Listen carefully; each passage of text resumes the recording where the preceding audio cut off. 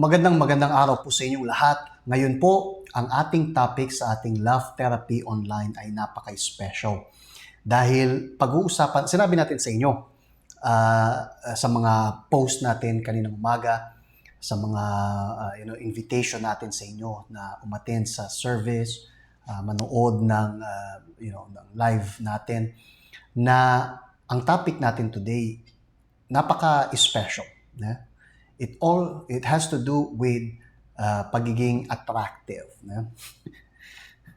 Tanong natin, paano maging attractive forever? Posible ba yun? Posible ba na maging attractive forever? In fact, when you look outside, we see na maraming mga tao na ginagawa ang lahat para makatawag ng atensyon. Maging attractive. To the point na iba, extreme. Binabago nila yung itsura nila. May mga tao na, yung edad nila, kitang-kita, pero ayaw nilang tanggapin kasi, gusto nilang maging, para sa kanila, attractive. Yan yung sinasabi nila. And so, ang dami nilang binabago sa mukha nila. And unfortunately, hindi ito yung way para maging attractive kasi yung iba sa kanila lalong sumasaklap. yung yung itsura, and it's terrible. It's terrible. When we talk about pagiging attractive, ang daming anggulo niyan. Yeah? That's why, ang tanong natin again, ang topic natin is all about paano maging attractive forever. So, posible ba? Posible ba yan? Yes. But for us to understand this, tingnan ninyo yung nakasulat dito sa Biblia, sa libro ng Proverbs, na I believe magbibigay sa inyo ng mas malalim na pangunawa regarding sa tinatawag nating pagiging attractive. Okay? Makikita nyo yung connection nito maya-maya. But let's read together. Sabi sa Proverbs 15, sa verse 13, ang masayang puso ay nagpapasaya ng muka. Ngunit, sa kapanglawan ng puso, pag malungkot yung puso, pag nagpipighati yung puso, sabi sa kapanglawan ng puso, ay nababagbag ang diwa, yung isipan, yung espiritu naguguluhan.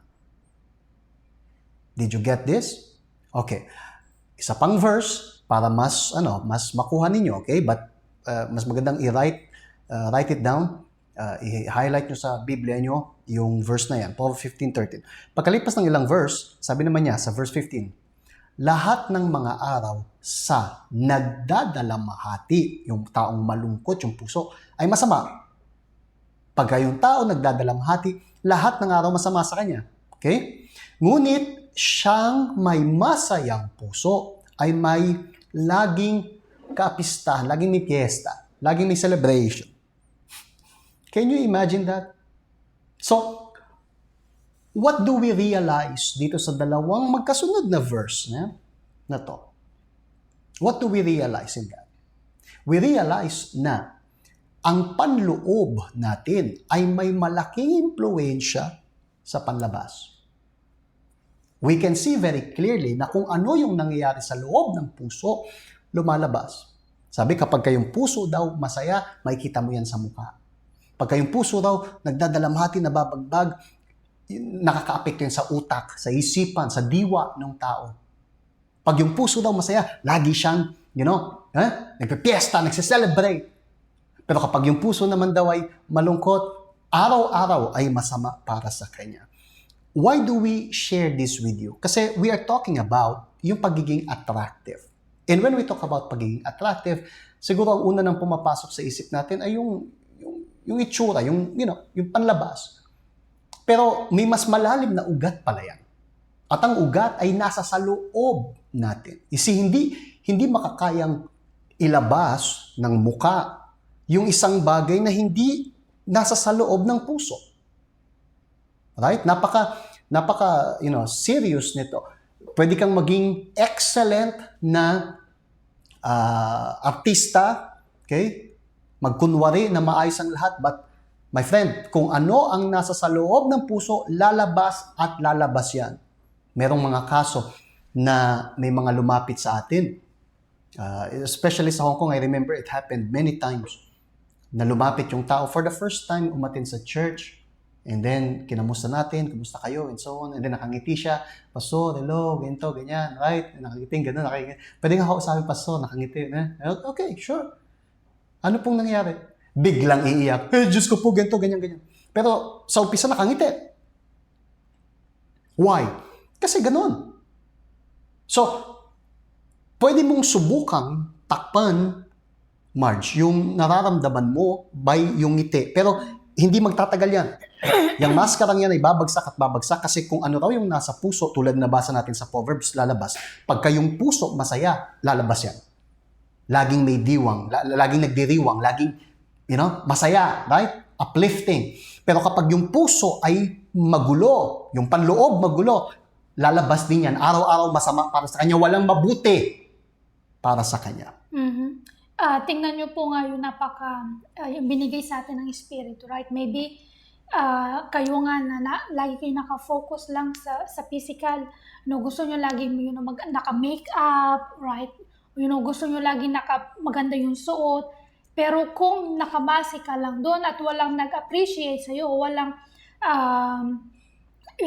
bumati sa'yo, ang ganda-ganda naman ng damit mo, ang ganda naman ng makeup mo. And then para sa'yo, hindi ka nagiging masaya. Why is that? Kasi yung focus lang is sa panlabas. Pero tulad nga ng sinabi ng Diyos, sinulat ng Diyos na kapag I do believe this is si Solomon ba yung sumulat, right? So alam niya, sinasabi ni Solomon na kapag masaya siya, mas lagi nang may celebration sa kanyang kalooban. Why is it? Kasi naturally, kasi kapag malungkot, hindi mo pwede yun itago kasi lalabas yun. So like for example, nagtrabaho nga tayo sa Hong Kong, right? Maraming mga tao doon na nakangiti, right? Kapag, surrounding sila ng kanilang mga kaibigan, masaya, inuman, masaya. Pero, kapag umuwi na sila sa kanilang bahay ng employer nila, anong mangyayari? Lalabas yung totoo. Why is that? Kasi yung katotohanan is nasa loob. And ito po ay hindi nangyayari doon lang sa Hong Kong, sa lahat ng lugar. What you need to understand is that ang panloob, ano bang nangyayari sa kalooban natin, meron tong impluensya sa panlabas. Hindi nyo ito pwedeng i-bypass. Hindi ito pwedeng isang tabi. Kahit subukan mo isang tabi, doesn't matter. Ito ay totoo. Yung panloob, may malaking impluensya sa panlabas.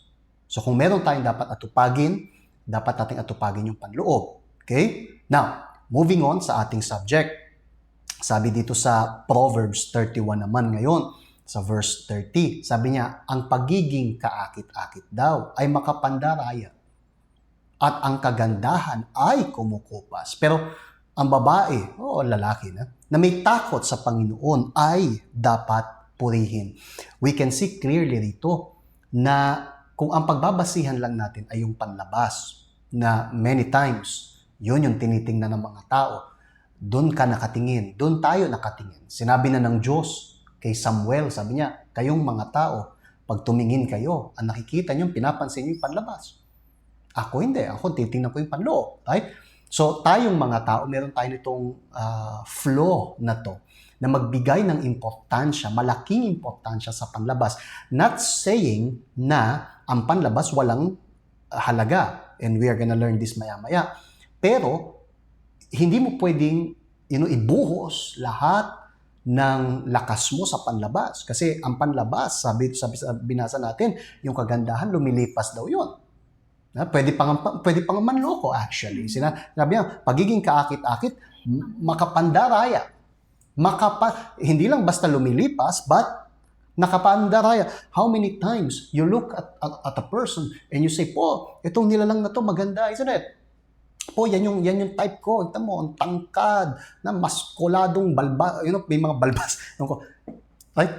Wow, yan yun.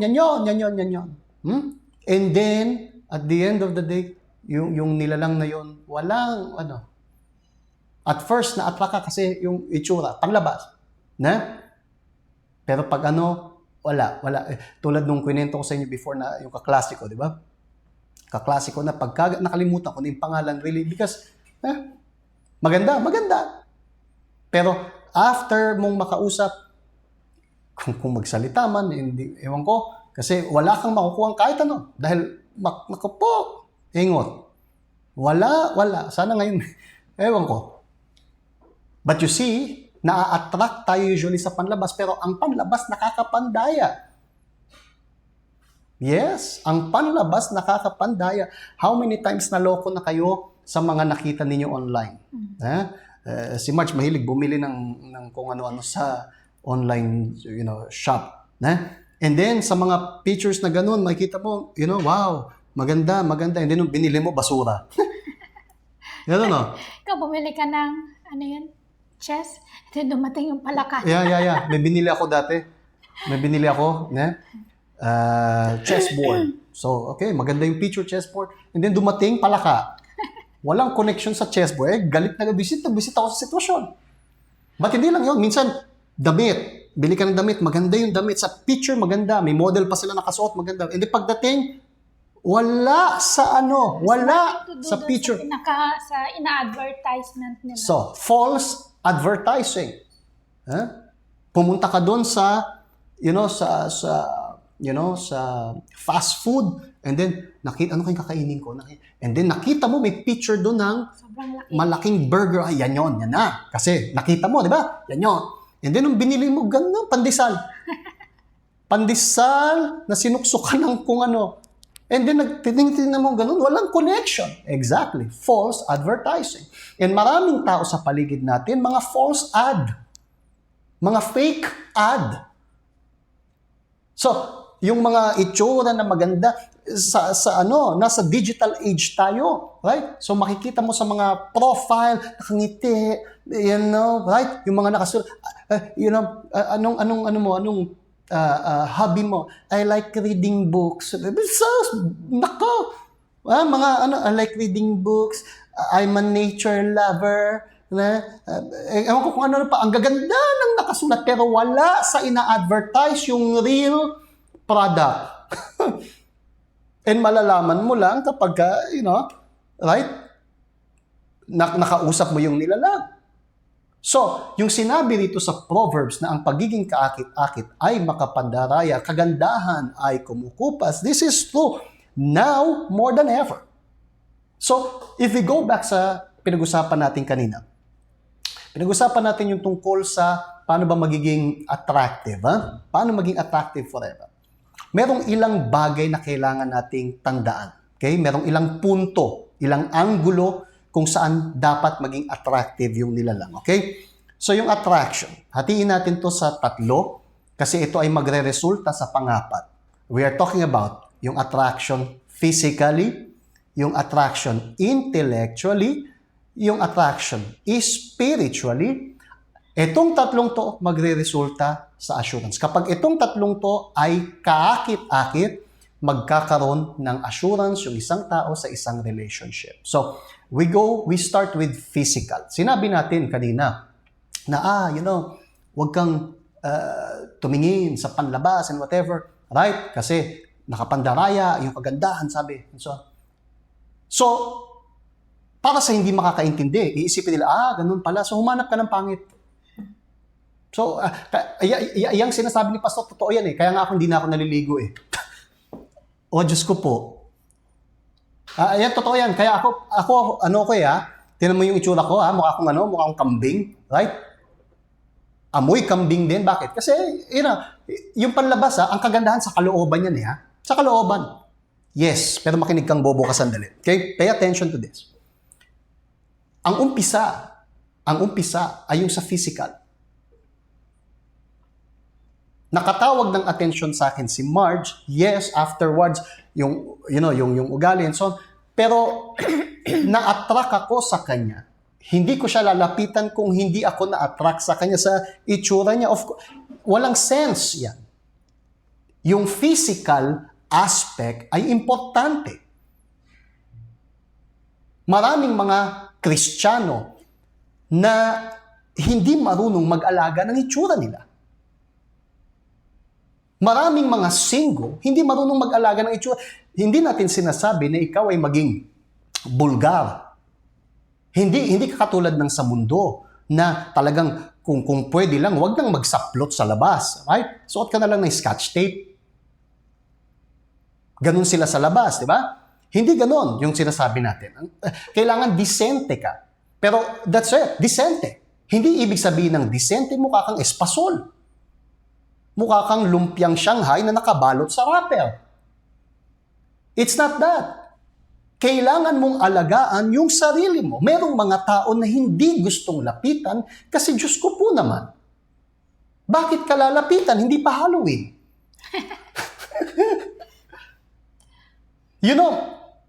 Please, I'm making these comments here para lang pababawi ng konti para medyo kayo, right? Kasi baka mamaya akala nyo napakabigat ng sinasabi ko. But the reality is still, the same. Dapat kang matutong alagaan yung sarili mo. Even more, kung kayo ay married na. Kung kayo ay kasal na. Kung kayo may asawa, you need to pay attention sa inyong itsura, sa inyong physique. Hindi ko sinasabing lagi kang mag-makeup and so, but you need to pay attention. Merong mga mag-asawa na simula nung nagpakasal sila, naging pabaya, naging baboy. Actually. Naging pabaya sa sarili nila. And plus, hindi lang yan, sometimes pinaglalaban nila yung katamaran nila na alagaan yung katawan nila. Alagaan yung itsura nila. Sinasabi na, hindi, mag-asawa na tayo, ganito, ganyan. Hindi ako mahilig sa mga makeup na ganyan and so on. Yes, pero kung yung asawa mo, for example, nire-request sa'yo na ayusin mo yung sarili mo, it's because gusto niya na, yung mata niya nasa iyo. Gusto niya na ikaw ay presentable sa kanya. Merong isang nakasulat sa Biblia na sinabi sa Song of Songs yon, sa libro ng Song of Songs, na sinabi ron, ako ay para sa mahal ko at ang mahal ko ay para sa akin. Kay Pablo, sinabi niya sa Ephesians, if I'm not mistaken, sinabi niya, ang katawan ng lalaki ay hindi kanya kundi sa asawang babae. At ang katawan ng babae ay hindi kanya kundi sa lalaki. What does it mean? It means na ngayon na mag-asawa kami, pagagandahin ko yung sarili ko, right? Hindi para sa iba, kundi para sa asawa ko. Aayusin ko yung sarili ko para sa, may mga bagay na gusto ko. Isang example, for example, sa amin, dalawa ni Marge, isang example, pabango. May mga pabango na gusto ko. Meron akong pabango na gusto ko. Si Marge ayaw niya, amoy laway daw. I don't think so. Para sa akin, I don't think so. For quite some time, yun yung gamit ko. Kasi para sa akin, mabango. Yung pabango na very nice. Sa Hong Kong ko pag ginamit last time yun. Matagal na. Pero, sinabi mo, ayoko. Bakit? Kasi amoy laway daw. So, even though gusto ko yon, hindi ko gagamitin. Bakit? Kasi gusto ko na, si Marge komportable sa akin. Imagine, katabi ko siya tapos lumayo siya sa akin kasi hindi niya gusto yung amoy ko. Walang point. So, yung aayusin ko yung sarili ko, iingatan ko yung physical ko para sa kanya. At ganun din siya. Iingatan yung katawan niya. Siguro ayaw niya. Siguro ayaw kong mag-makeup, hindi ako ganyan, gusto ko simple lang. Yes, pero kung yung asawa mo, komportabling gawin yan, kasi, so, hindi mo yun gagawin for you, gagawin mo yun para sa kanya. Nakikita niyo yung sinasabi natin o not? Otherwise, mawawala yung attraction ngayon. Kasi bakit ako ma-attract kung ang titingnan ko mukhang papaya? Right? Ayoko. Sa lahat yan, hindi lang makeup, pabango, pananamit. Pagka may sinabi ko, Marge, dapat ganito, wag ka na magsuot ng ganyan damit kasi, oh my goodness, ayaw kung lumabas tayo na ganyan ka. Mas maganda kung ganito, ganyan. Hindi sa kinokontrol ko siya. It's that, yun yung nakaka-attract sa akin. Ngayon, kung hindi matalino si Marge, hindi niya ako bibigyan ng attention. Iisipin niya, hindi, katawan ko to, damit ko to, fine. Magsuot ka ng gusto mo. Imagine, lumabas siya na may salakot, right? Kasi yun yung gusto niya raw, may salakot, tapos merong yung parang pirata, may patch sa matang ganyan, tapos yung kamay may hook na ganon. Bakit? Yan ang trending ngayon. Ito yung gusto ko. My friend, gusto mo lumabas ka mag-isa. Bakit? Hindi ko yan kilala. Hindi pa Halloween. Naintindihan nyo yung sinasabi. So, yung itsura ko, pangangatawan ko, and so on, we know as time goes by, tumatanda. We know that. Dati payat ako, payat. I was checking yung mga pictures namin ni Marge even nung pumunta tayo sa Taiwan. Nakita ko nung pumunta tayo sa Taiwan, payat pa rin, payat. But miracles happen. Naging Shrek na. Naging Shrek and Fiona. Fiona! And what happened? Well, as time goes by, mas nahirapan akong, alisin yung taba na. Ngayon, may tiyan na, Right? Hindi pa ganun, but, right? Pero it doesn't mean na magiging babae talagang ganyan. And then, ngayon, hayaan ko na lumaki yung tiyan kung gano'n. Hindi, talaga namang ganyan eh, ha? And then, yung butones, halos, pumutok ng gano'n. Konti na lang, pag pumutok, sa mata ng tao, right? Parang cartoons. Imagine. No. Kailangan kong alagaan yung sarili. That's why, kahit ayaw ko, nag-exercise ako. Kahit ayaw ko, ginagawa ko pa rin. Bakit? Para mas komportable siya kasi I don't believe na gugustuhin ni Marge na may kasamang, right? Shrek. Shrek. There you go. Yes or no? Fiona. What do you think about this? Si Fiona. Yung sa physical part ng attraction. What can you say about it? Kasi iisipin ng iba, kinokontrol yung damit ko. Control ba yun, Marge? Hindi, kasi yun is, really hindi, kasi nung nagde-date pa lang kami, I don't believe na, basta-basta na lang ako lalabas. Of course. Nakahanda, right? Pinaghahandaan kung anong susutin. I don't know kung nasa na yun, nawala na sa akin yun. But, nung single tayo, Marge, ang unang picture kong natanggap mula sa'yo, ay meron kang picture sa nagpa-picture ka sa isang studio, dyan. Nagpa-picture ka na, ang ganda nung nilalang. Asa na yun? Ewan ko kung asa na yun. Ang hinanap ko yung picture, okay? I'm not talking about yung picture yung sinasabi ko. No. But bakit? Kasi ganun. Nung single siya, so talagang, and then, go ahead. Yan, nung single, hindi pa si Fiona, si Sleeping Beauty.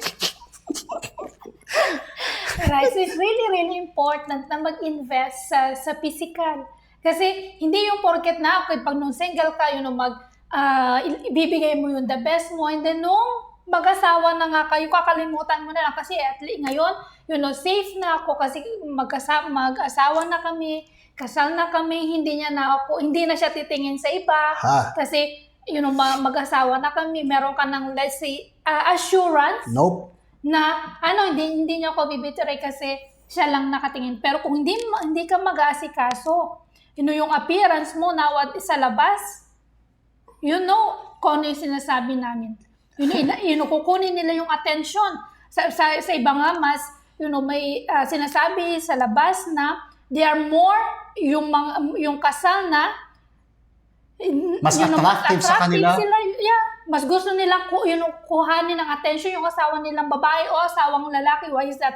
Mas parang, meron akong competition, so I need to give my best. Yeah, nabasa ko yung article na yan, yung mga may asawa, actually, my goodness. Hindi porket may asawa na, ito, you think itong singsing na to may sense sa labas, no? Pag nakita ng mga babae sa labas na may asawa, lalo nilang lalapitan, lalong kunin, and sa bawat isang lalaki may 10 babae, yung dami ng population, di ba? So, imagine, yan. So, sinasabi ko ba na makipag-compete ka, na andong ka rin, No, I'm not saying this. I am saying, alagaan mo yung sarili mo. Nang sa ganon, hindi lang babae kinakausap natin, yung lalaki rin. May mga lalaking pabaya. May mga lalaki na pabaya sa sarili nila, sa itsura nila. So, sila ay, hindi ko sinasabi maging maskulado ka. Yeah? Ang sinasabi ko ay, yung physically, kailangan mong ingatan yung sarili mo para nang sa ganon, kasi yung attractiveness ay nandyan. Okay? So, kailangan kayong matutong magayos. Yung mga single, for example, I'm not saying magsuot kayo ng, gown. No. Yung very attractive na damit, sexy na damit na ganyan. Hindi ganon. Hindi yun ang sinasabi natin. Matuto kayo na mag-ayos ng sarili nyo. Matuto kayo gumamit ng pabango for mga simpleng bagay yung sinasabi natin. Na? Matutong gumamit ng pabango, matutong mag-alaga sa sarili nila, May mga single hindi marunong, alagaan yung sarili nila, yung hygiene even nila, May mga single na pag binuksan yung bibig ang lalabas sa impyerno. Pag yung hello. Eh din yung tao diretso sa I see you. Bakit? Kasi, Diyos ko po, yung hininga, Diyos ko, hindi marunong mag-alaga ng sarili nila. Ang haba-haba ng buhok, buhok, right? Hindi marunong mag-alaga. Be careful sa ganyan. Be very careful. And as well, so, yan ay single, yan ay yung may asawa rin, di ba? Kung may asawa na kayo, alagaan nyo yung katawan ninyo. Matuto kayong mag-alaga. Prepare yung sarili nyo. Remember, yung katawan mo hindi sa'yo. Yung katawan mo ay para sa asawa mo, yung katawan ng asawa mo para sa iyo. Kayo ay iisa raw, sabi sa Bible.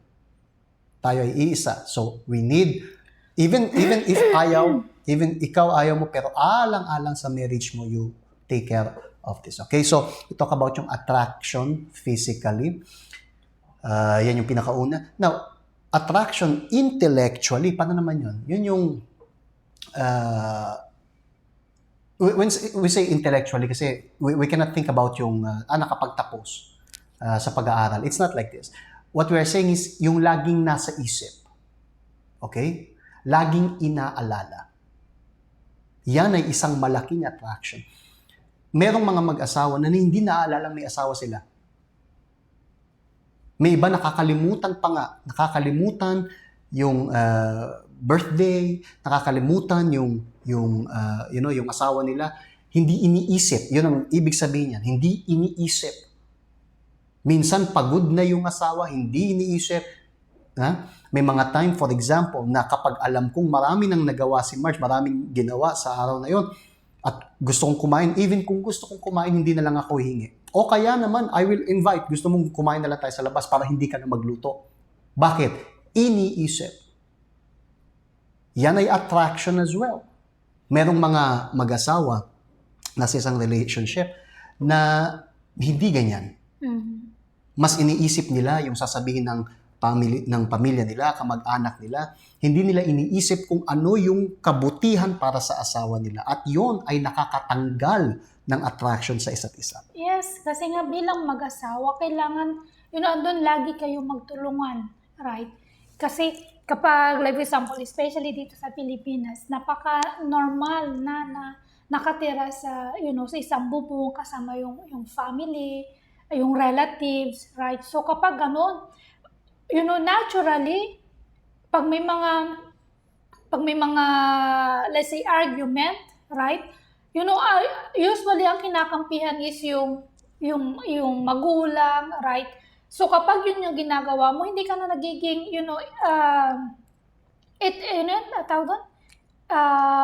attractive sa asawa mo. Why is that? Because supposedly, ang kinakampihan mo is yung asawa mo. Actually, kung papasok ka nga sa relationship dahil sa ang iniisip mo yung asawa mo, may plano na kayo na umalis. Yeah. Bago pa magsama. Mm-hmm. Bago magsama, magsimula ng family, umalayo sa kamag-anak nyo. So, ang laging iniisip ay yung asawa. Yeah, yun yung napaka, intelligent na gawin. Why is that? Kasi nga, kapag yun yung ginawa mo, meron ka malaking point sa asawa mo, yung asawa ko, pinaglalaban ako. Yung asawa ko lagi akong iniintindi, lagi akong iniisip. So malaki always yung point mo. And yan yung sinasabi natin, magiging attractive sa intellect na lagi nating iniisip yung isa't isa. May kailangan ba yung asawa ko? Mm-hmm. And pag-uusapan natin yan maya-maya pa. But let's move on sa pangatlo na napaka-importante, pinaka-importante sa lahat, yung attraction spiritually. Ang isang Kristiyano hindi na-attract sa sino man na hindi kapantay spiritually. Every time, meron tayong maririnig na isang nasa church na willing makipag-relationship sa isang unbeliever o even sometimes sa church mismo pero hindi kapantay spiritually. I wonder, paano ka na-attract? Kasi usually, yung taong may Holy Spirit, ma-attract sa taong may Holy Spirit. It makes sense. Mm-hmm. Yeah? O hindi? It makes sense, di ba? So kapag kayong isang taong, sabi niya, puno siya ng Holy Spirit, na-attract sa isang taong puno ng evil spirit, may mga bisyo pa nga, and so on, does it make any sense? Kayo mismo yung humusga. Right? So sa tatlong ito, kapag yung attraction ay buo, physically, intellectually, spiritually, anong nagkakaroon dyan? Nagkakaroon ng assurance ngayon. Kasi nagiging secure ka. Natatanggal yung insecurity. Nagkakaroon ka ng assurance na ang yung relationship ay blessed. Now, itong sinulat natin dito ay advice. This is an advice na dapat panghawakan ng lahat. Okay? Anong advice yan? As you can see, sinabi natin, tumingin intentionally. Paano ibig sabihin tumingin intentionally? Kasi, hindi lang sa basta mapapansin ko yung asawa ko, yung attraction, hindi lang No. Let's use yung analogy kanina ng online shopping. Kapag meron kang nagustuhan online, what do? You take yung phone mo at check ka ng check. Yes, ano? Intentionally, chine-check mo. Sini-search mo, intentionally. Ano kaya itsura nito? Nire-review. Tinignan mo yung review. Bakit? Kasi attracted ka doon sa may, sa may product na yon, sa item na yon. Recently, meron akong biniling, nightstand clock. And I really like. So, chinek ko. Naghanap ako, chinek. Intentionally. Hindi basta napansin ko lang. Chinek, intentionally. Yun ang ibig nating sabihin, tingnan intentionally. Kayo na nasa isang relationship, kayo na may asawa especially, learn na tingnan yung asawa nyo intentionally. Paano yun, Pastor? Lagi mong tingnan. Hindi yung nakatingin ka para kang serial killer, na? But I mean, pansinin. Para siya. You have to see ano bang kailangan ng asawa ko. I like yung feeling kapag ka puno yung kwarto ng mga pastor. For example, andun kami meeting, and then pag tumingin ako ganun, titingnan ko si March, titingnan ko ganun kung nasan siya. And then pag tumingin ako ganun at nakita ko siyang tumingin din, I like yung feeling na ganyan. How romantic, if you can say. Huh? O kaya naman, nandun ako kumakain marami, tapos pupunta si Marge na, Han, siya lalapit sa akin, Han, gusto mo ng ganito? I feel important. And I do believe ganun din sa kanya. Pero opposite is also true, isn't it? Imagine, pagtingin ko sa tabi ko, sila ay, sa asawa ko, andun! Nakikipagtsikahan, wala! Hindi man lang makatingin, kailangan mong sitsitan. Tapos, hindi, mamaya, may kausap ako dito, mamaya, nga. Imagine. That is very bad, isn't it? So, yung intentional looking, nakatingin intentionally, na? Ano bang kailangan? Marge, hindi. This is something na I do believe, Marge, kayang gawin ng lahat. Okay? Hindi man to natural sa marami, but if they start doing this, it will really boost yung kanilang relationship. For sure. Why is that? Kasi, marirevive ulit yung inyong mga, yung first love. Kasi nung nagde-date pa lang sila, they always, look to each other. Pero nung mag-asawa na nga sila, parang, puro kindat na lang, gano'n na lang. Taas na lang. Buti sana kung may kindat. Ng kilay, gano'n na lang. Noon, nag-uusap sila ng hindi nagsasalita. Nung nagde-date, nag-uusap ng hindi nagsasalita. How is that? Tumingin lang na gano'n, nag-uusap sila sa mata. Nag-uusap. Ngiti, and so, now no more. Ni ayaw tingnan kasi yung attention nasa iba. Yeah, yun yung problema. So, we need to learn this. We need to learn na hanapin. Kung may asawa kayo, hanapin, tumingin. Kung yung asawa nyo nasa trabaho, hindi ka susunod sa trabaho. para kang, stalker. But tatawagan, hindi, kumain ka na, kamusta, ganito, ganyan. Hindi naman palagi naman, hindi, nakain mo na ba? Hindi, naubos mo na, uminom kang tubig, ilang lagok, something like this. But you need to be always there, intentionally. And when we do this, tumingin intentionally, it's gonna help a lot. Tingnan niyo yung last verse. Sabi sa Song of Solomon, sabi, His mouth is everything sweet. Every bit of Him desirable. This is my love. This is my dearest, my friend, sabi sa ibang version. This is my love, this is my friend, daughters of Jerusalem. Tingnan nyo kung paano pinagmamalaki. How interesting this is. Kasi You see, itong nagsulat na to, pinansin niya even yung bibig nung kanyang mahal, sabi niya, his mouth is everything sweet. So tiningnan, right? Every bit of him is desirable. So talagang tiningnan niya. You can see, this is even intimate. Tinitingnan na ganun, wow, ganito, yan, this is my love. This is my dearest, o daughters of Jerusalem. To the point na pinagmalaki niya sa lahat. You see, siya ay ganun. If we ask each one, and then, do we have this attitude na tingnan? Maybe wala na yung habit na tingnan yung asawa. Tingnan, magkaroon ng desire sa asawa. May mga mag-asawa na pagka, magkasama for a long time na wala silang moment ng intimacy anymore. At kung meron man, wala, andun, parang sapilitan. Parang laging pinipili, parang patay na isda na, alam niyo yung natangay ng baha, right? And so on. Ang pangit. Wala. I don't know if you can understand yung sinasabi natin, but may the Holy Spirit speak to you regarding this subject. Paano tayo magiging very attractive forever? By doing yung mga nabasa natin kanina. Yung mga advice, by following it. Hindi madali kasi kailangan purposefully itulak mo yung sarili mong gawin.